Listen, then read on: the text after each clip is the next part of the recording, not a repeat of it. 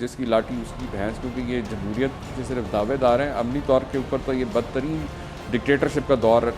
کے طریقے سے یہ حکومت چلاتے ہیں، کیونکہ آئین کے اندر بڑا واضح ہے کچھ فنکشن اینڈ پاور جو ہیں وہ صدر کی ہیں۔ ارے چیمہ سے بھی رانا ثناءاللہ صاحب کہہ رہے ہیں کہ جی پنجاب میں گورنر راج لگانے کی سمری تیار ہو رہی ہے، متحدہ حکومت نیا آئینی بحران پیدا کرنے کی شاید کوششوں میں لگی ہوئی ہے، تو کیا یہ گورنر راج لگ بھی سکتا ہے؟ اور اگر بالفرض یہ گورنر راج لگ جاتا ہے تو پھر معاملہ کیا آپ دیکھتے ہیں، کیا پھر یہ معاملہ عدالت میں جائے گا؟ نہیں، یہ بالکل گورنر راج نہیں لگا سکتے۔ دیکھیں کچھ اختیارات ہیں، یہی مسئلہ ہے کہ یہ لوگ ہیں تو بہت عرصے سے حکومتیں بار بار ان کو موقع کرنے کو ملا ہے، ان کو کافی عرصے سے یہ حکومتوں میں ہیں، لیکن نہ انہوں نے کبھی آئین کی کتاب کھول کے دیکھی ہے، نہ ہی قانون کی، اور اپنی مرضی کا جو ہے ڈنڈا جدھر جو ہے کہتے ہیں جس کی لاٹھی اس کی بھینس، کیونکہ یہ جمہوریت کے صرف دعوے دار ہیں۔ عملی طور کے اوپر تو یہ بدترین ڈکٹیٹرشپ کا دور کے طریقے سے یہ حکومت چلاتے ہیں،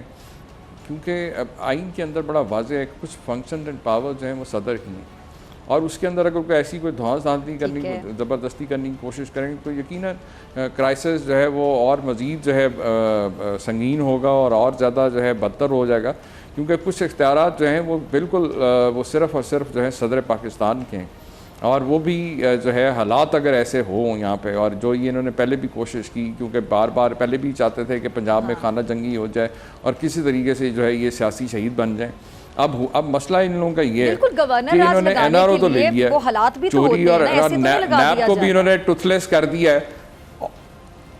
دیکھیں میں نے آپ سے کہا نا کہ آئین کے اندر بالکل اس کی گنجائش نہیں ہے، اور یہ کوئی بھی ایسی حرکت کریں گے تو بالکل وہ غیر آئینی ہوگا، اور یہ اسی طرح سے غیر آئینی ہوگا جس طرح انہوں نے گورنر پنجاب کو ہٹا دیا، باوجود اس کے کہ صدر پاکستان نے آرٹیکل 101 کے تحت جو ہے ان کے پاس اختیار تھا، اور انہوں نے گورنر سے کہا کہ وہ کنٹینیو کریں اپنے آفس میں، لیکن آپ نے دیکھا کہ جو ہے انہوں نے پہلے سمری بھیجی جس طرح عام روٹین میں جاتے ہیں قوانین کے اپروولز کے لیے، تو انہوں نے وہی فارمولا جو ادھر اپنایا، جبکہ وہ اس کے اندر آئین کے اندر بالکل اس کی گنجائش نہیں تھی کہ ایک کیبنٹ ڈویژن جو ہے اس کو صدر کے اپروول کے بغیر جو ہے گورنر کو ڈی نوٹیفائی کرتے،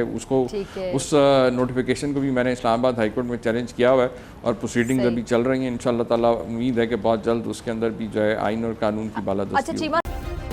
سبسکرائب کریں اور بیل دبائیں تاکہ کوئی خبر رہ نہ جائے۔